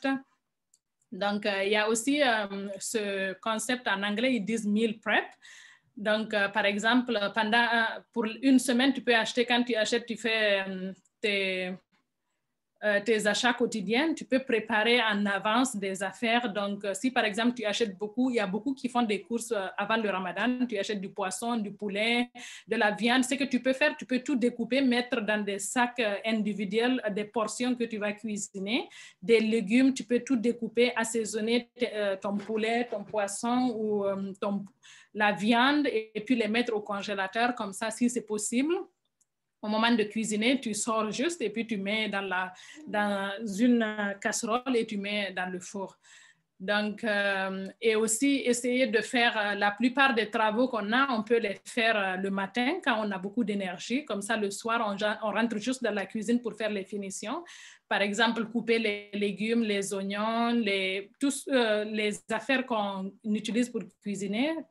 On peut les faire le matin, tout préparer, commencer même les cuissons et puis les terminer en fin de soirée. Donc, c'est possible. Et les actes d'adoration qu'on peut faire pendant qu'on cuisine, pendant qu'on est à la cuisine, on n'est pas limité à juste faire la cuisine. Il y a beaucoup de choses qu'on peut faire et puis avoir des hasanat, c'est des actes d'adoration. On peut faire le dhikr, comme subhanallah, walhamdulillah, wa la ilaha illallah, wallahu akbar, wa la on peut lire, il y en a plusieurs, on peut chercher sur Internet des livres, Hisnul Muslim, on peut faire des doigts aussi. Au moment qu'on est à la cuisine, il n'y a pas besoin d'être habillé de telle façon, de faire des ablutions et tout. On peut lire le Coran sur nos téléphones. Et si on est occupé, on ne peut pas regarder le téléphone et tout, on peut écouter le Coran aussi des prêches. Et très, très important de faire la prière à l'heure. On sait que la prière, c'est l'un des piliers de l'islam aussi, et de la faire à l'heure pendant le mois de Ramadan, comme on a vu que les actes d'adoration sont multipliés à l'infini.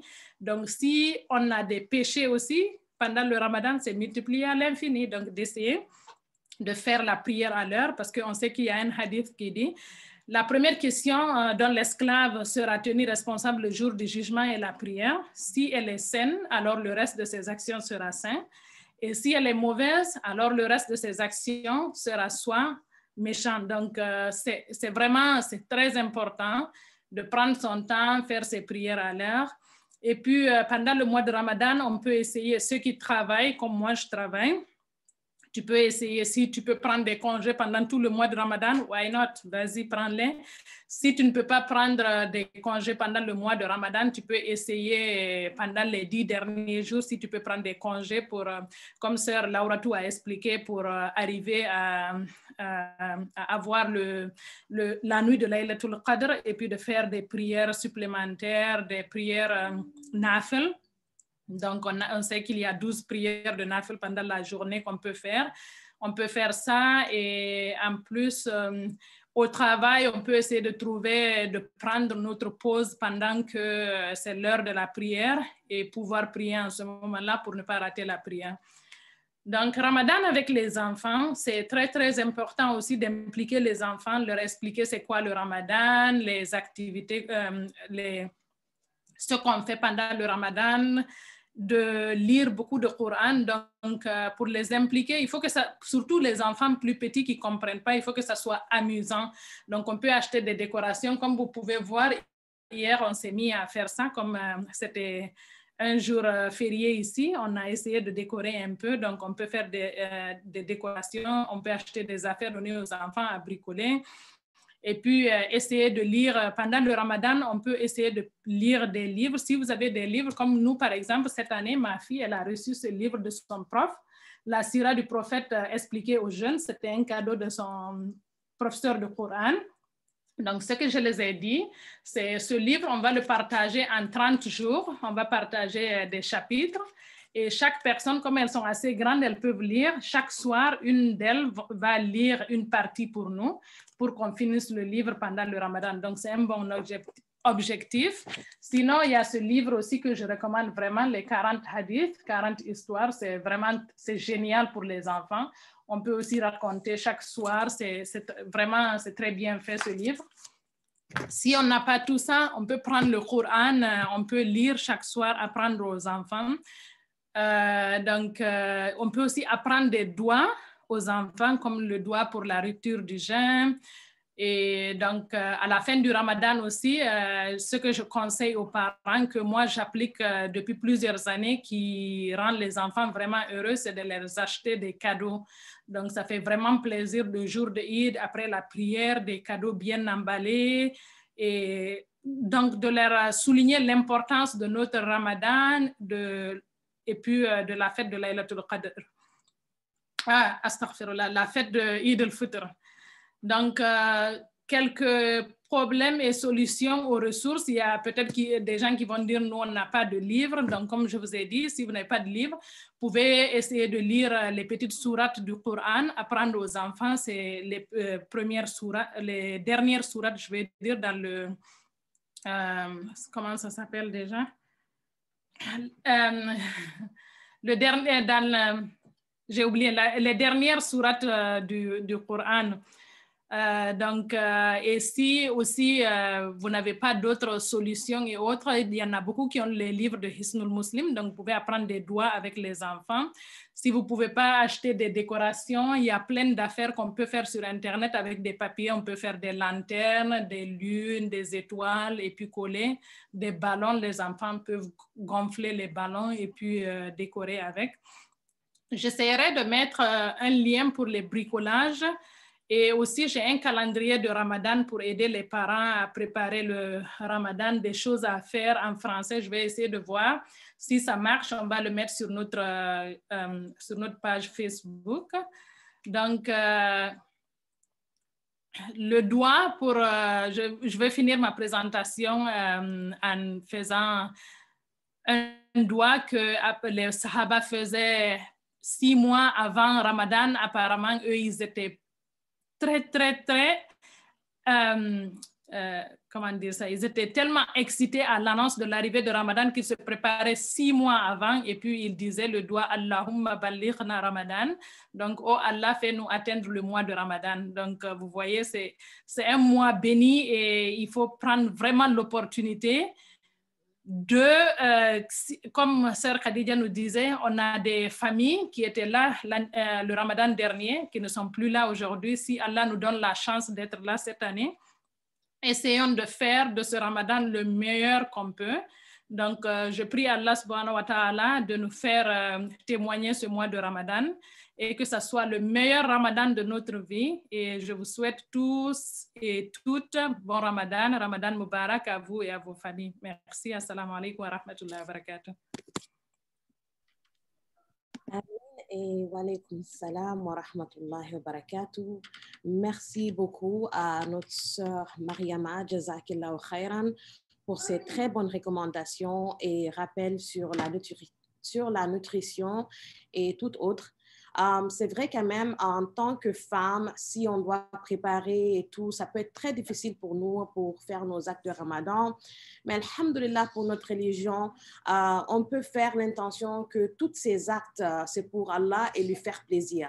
Donc, même en préparant, tu peux avoir des récompenses à le faire si tu fais ton intention correctement. Tout ce qu'on fait, faisons-le pour l'intention d'Allah, que c'est pour lui, car innamal amalu bin niyat, tout acte est jugé par l'intention, à peu près. This is approximate meaning, sorry. Donc, même si tu es fatigué et tu dois prendre une sieste, par exemple, si ton intention est correcte, par exemple, tu fais l'intention pour pouvoir te reposer, pour pouvoir faire l'adoration d'Allah et tu fais ça pour lui, tu peux être récompensé par ces actes. Même en dormant, tu peux avoir des bénédictions. Donc, voilà. Et aussi pour les femmes, par exemple, je sais que pendant le mois de Ramadan, il y a les femmes qui ont leur menstruation, mais c'est aussi possible de maximiser le mois, même si, par exemple, tu ne peux pas prier. Il y a des autres actes d'adoration que tu peux faire. si tu ne peux pas prier et jeûner. Comme notre sœur Mariam a dit, par exemple, faire les tasbih ou faire les doigts. Il y a plusieurs actes, alhamdulillah. Donc, voilà, c'est ça. Et aussi, rappelons-nous que Allah subhanahu wa ta'ala, il sait tout. Donc, essayons de faire des doigts. Par exemple, un des meilleurs moments de faire les doigts, c'est pendant le sujoud ou pendant le temps de tahajjud ou bien après la prière de Asr, les vendredis, ou pendant le adhan et iqama, si vous êtes dans des endroits où il y a la prière qui est annoncée et tout, ou en jeûnant aussi. Donc, en profitant et qu'Allah subhanahu wa ta'ala nous aide à avoir un ramadan béni et accepté et qu'Allah fasse que nous témoignons le mois béni et puis qu'Allah nous accorde l'opportunité d'avoir beaucoup de ramadan dans nos vies. Amin, ya Rab. Donc voilà, c'est tout pour notre présentation et merci beaucoup à nos chères présentatrices. Tout le bien qu'on a fait, ça vient d'Allah subhanahu wa ta'ala et toutes nos erreurs viennent de nous et de Shaitan. Donc, qu'Allah nous pardonne. Et comme je dis, tout ça, c'est un rappel pour nous avant tout. Donc voilà, subhanaka Allahumma bihamdika ashhadu an la ilaha illa anta astaghfiruka wa atubu ilaik. Donc maintenant, on va ouvrir pour les questions et on va essayer de répondre s'il y a des questions dans le live ou dans la conférence de Zoom. Merci beaucoup.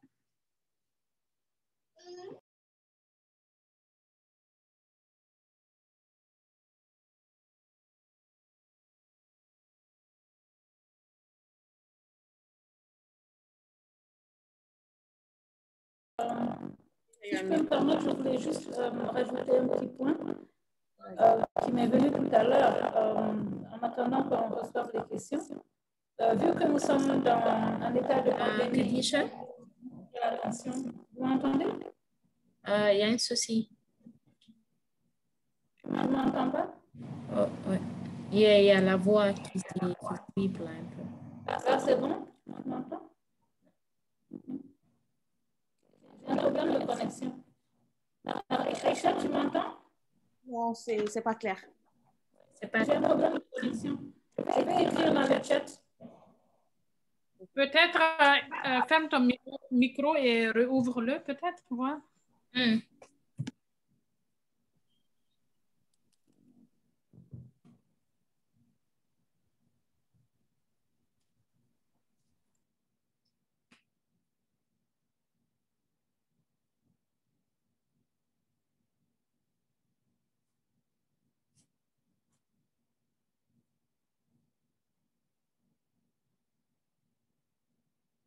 Tu es sur mute. Essaye de voir.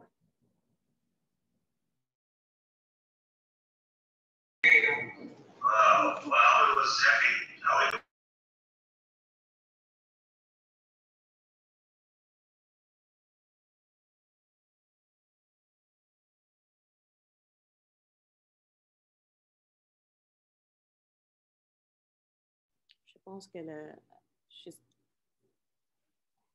va se déconnecter. Donc, est-ce que, Laura, tu es en train de regarder sur le chat s'il y a des questions? Non, non, pas de questions pour le moment. Alors, il y a plein d'opportunités pour faire des doigts, like, les moments que je viens de parler, ce n'est pas précisément ces moments qui est le meilleur moment. Il y a d'autres moments aussi, comme quand il pleut, etc. Donc, je voulais aussi augmenter. Ce n'est pas ces moments spécifiques seulement. Tout autre moment est bon, alhamdoulilah, mais il y a les meilleurs moments aussi. Oui, c'est vrai. Ajoutons sur ça, la sœur Aïcha, il y a ce point qu'on n'a pas mentionné. Quels sont les meilleurs moments pour les doigts, pour que des doigts soient acceptés? Le plus souvent, on nous dit, c'est, on dit,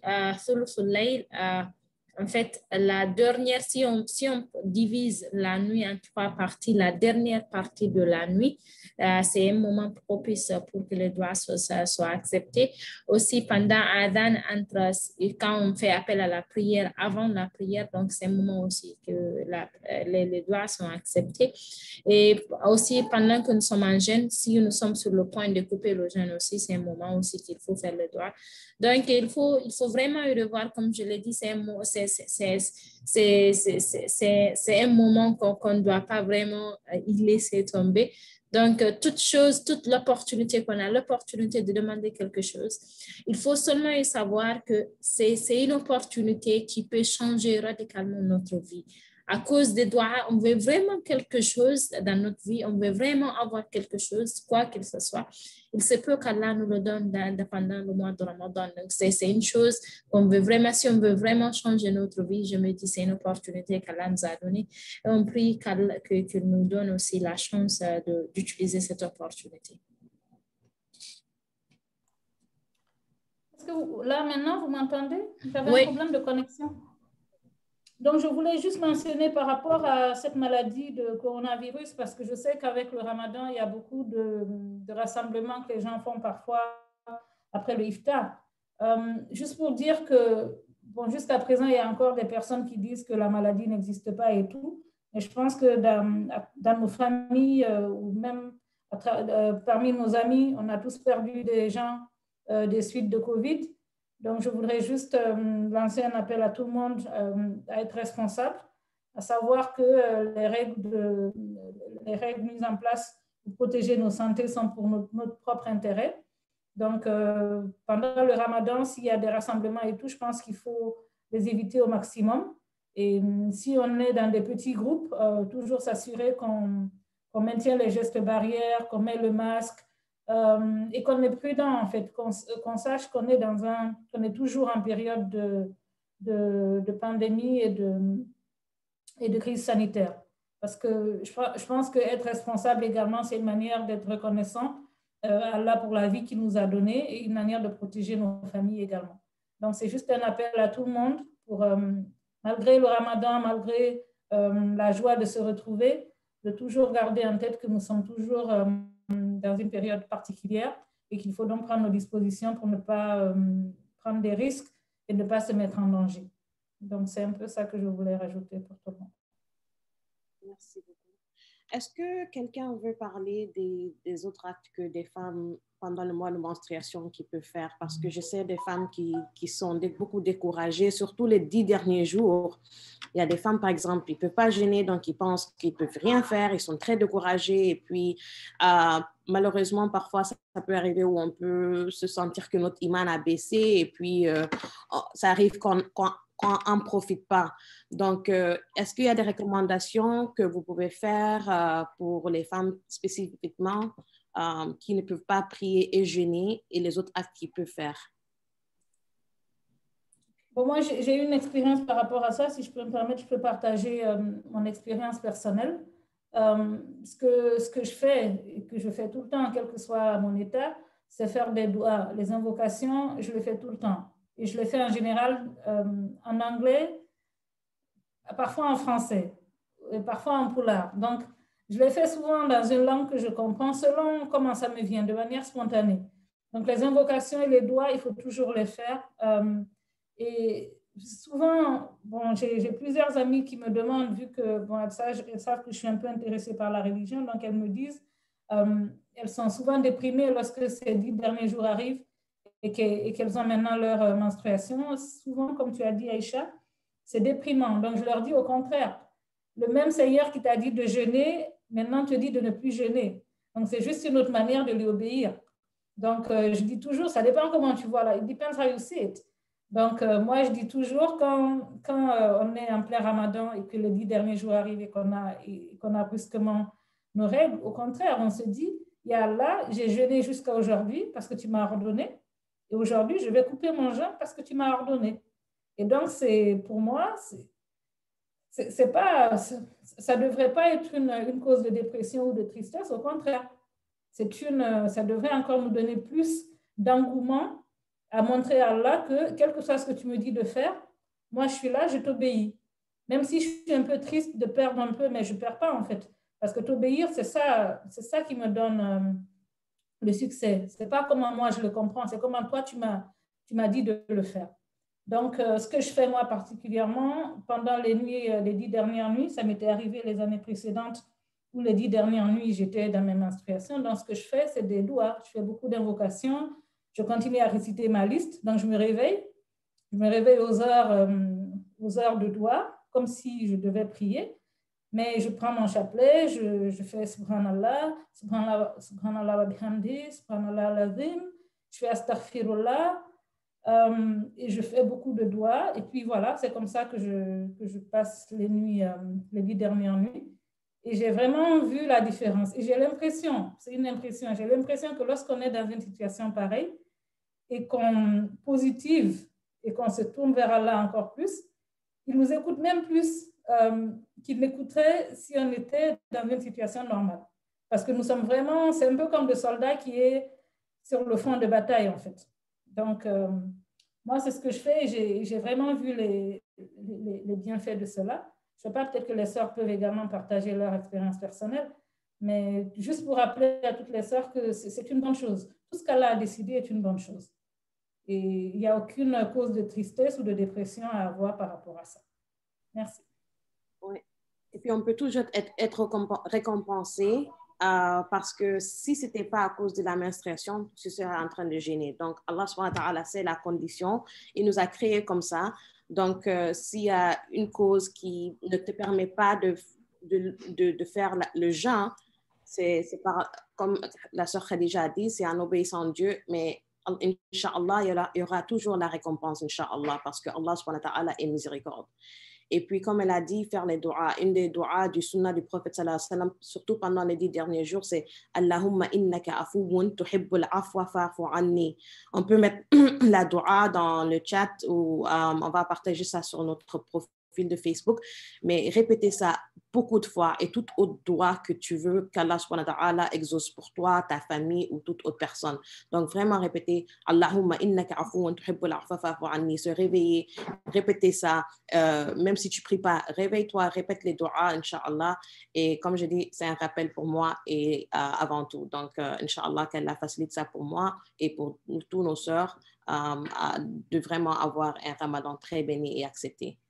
I mean, you're on mute. Oui, je vais rajouter aussi, comme sœur Khadija vient de dire, c'est très important. Donc, le dhikr, on le fait. Et comme on dit, dans la cuisine, ce qu'on fait, si on a l'intention de le faire pour Allah et d'avoir des hasanat, on l'a. Et le plus de temps qu'on passe dans la cuisine, ça devient un acte d'adoration, you know. En plus de ça, il y a aussi le fait de donner du sadaqa, de faire sadaqa, donner aux gens. Les 10 derniers jours, tu peux te faire un objectif. Chaque jour, je vais donner tel montant.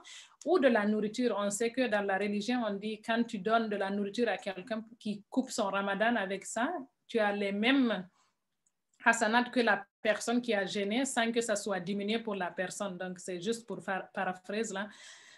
Donc, tu as les bienfaits de la personne qui a jeûné, même si tu n'as pas jeûné. Donc, tu peux te faire un objectif de ça. Et puis, tu peux écouter le Coran. Ça va te permettre de te rattraper si tu avais des choses à faire. Tu peux écouter les prêches. Il y en a plein maintenant. Il y a plein de groupes. Il y a plein de podcasts dans les téléphones et tout. Tu peux, si tu veux te consacrer à la religion, comme elle dit, c'est Allah qui nous a fait comme ça, c'est lui qui a ordonné, on ne peut pas aller par-dessus de ce qu'il nous commande.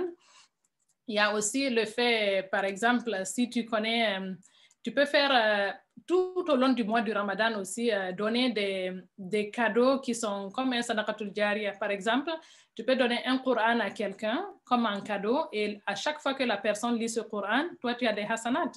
Tu peux donner des tapis de prière. Donc, pensée stratégique aussi des choses qui restent longtemps après le Ramadan. Donc, à chaque fois que la personne utilise ces choses-là, toi, tu as vraiment des bienfaits. Moi, il y a sœur Aïcha ici qui m'avait donné des petites cartes de doigts pour rentrer aux toilettes, pour s'habiller et tout, on les a collés partout. Mes enfants connaissent le doigt de la toilette et le doigt surtout pour sortir de la maison avec ces cartes-là. Donc, à chaque fois qu'on lit ça, parce qu'on a appris avec elle, elle a des hasanat. Donc, il y a aussi ces choses-là qu'on peut faire s'organiser. En ce moment-là, comme tu ne gênes pas, tu as plein d'énergie, tu peux faire beaucoup de choses.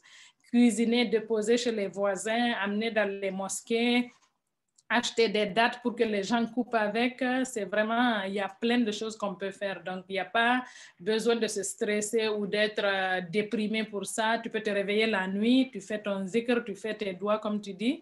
Et c'est comme l'autre personne qui prie ou qui jeûne, il n'y a rien qui est diminué pour toi parce que c'est comme ça, c'est Allah qui t'a ordonné en fait.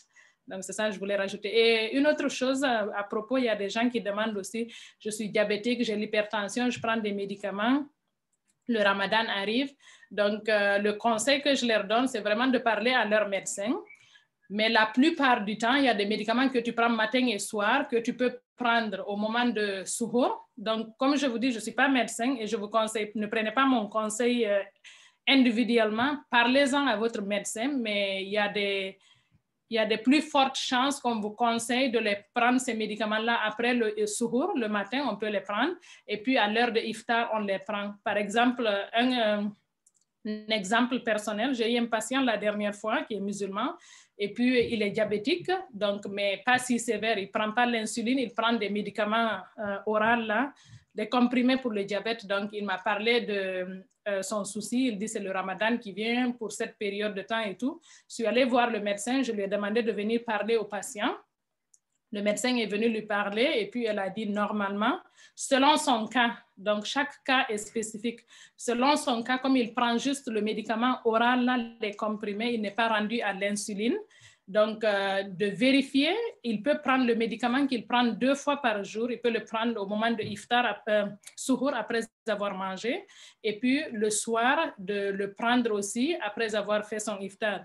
Et s'il voit entre-temps de vérifier ses symptômes, si ça s'empire, il ne peut pas, il a beaucoup de fatigue et autres, de rappeler et venir.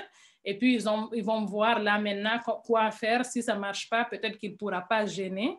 Donc, tout ça aussi, il y a des gens qui viennent avec, consultez votre médecin, parlez de vos anxiétés là ou de votre souci et trouver une solution. La plupart du temps, on peut faire le Ramadan, parfois on ne peut pas. Et là aussi, si on ne peut pas, on sait que Allah subhanahu wa ta'ala a permis à ceux qui sont malades ou aux femmes enceintes qui ont peur pour leurs enfants qui ne peuvent pas faire le Ramadan ou celles qui allaitent, qui ont peur de ne pas pouvoir nourrir leurs enfants ou d'avoir des difficultés pour elles-mêmes dans leur santé, de ne pas gêner en ce moment-là et de rembourser plus tard. Donc, il y a toutes ces choses-là. On a vraiment la facilité de Allah. Donc, quand on se retrouve dans ces affaires-là, il faut vraiment juste avoir les bonnes informations, se renseigner et puis prendre ça comme c'est Allah qui nous a donné le Ramadan, mais nous a donné aussi des exceptions et des facilités. Donc, c'est ce que je voulais rajouter aussi. Merci beaucoup.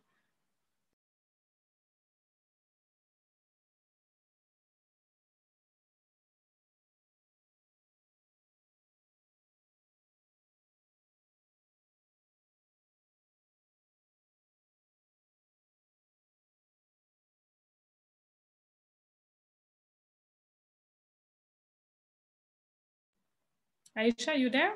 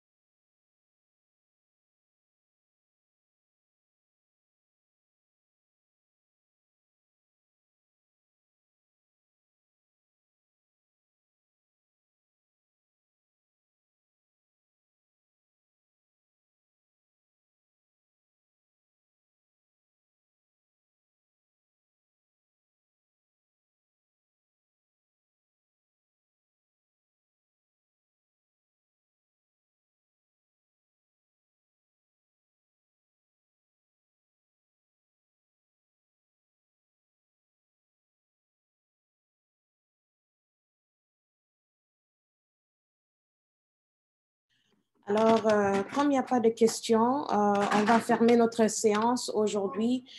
J'espère que ces rappels vous aideront, Inch'Allah, pour le mois de Ramadan qui s'approche. Et j'espère que vous avez beaucoup bénéficié des conversations qu'on a eues aujourd'hui.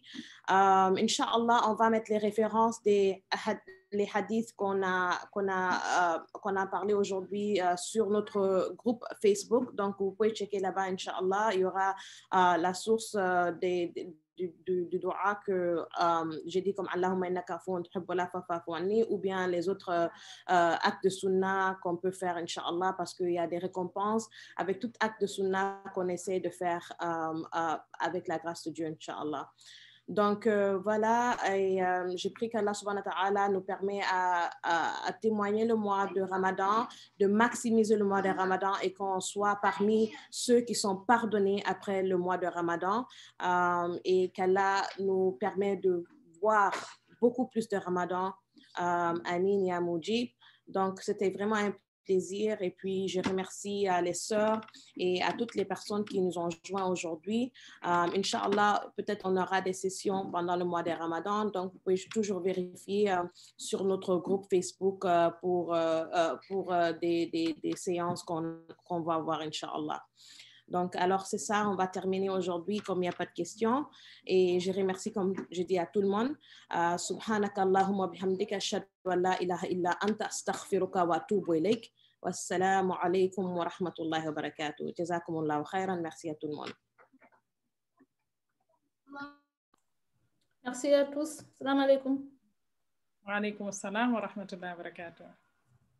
Merci à Mahmoud pour sa participation.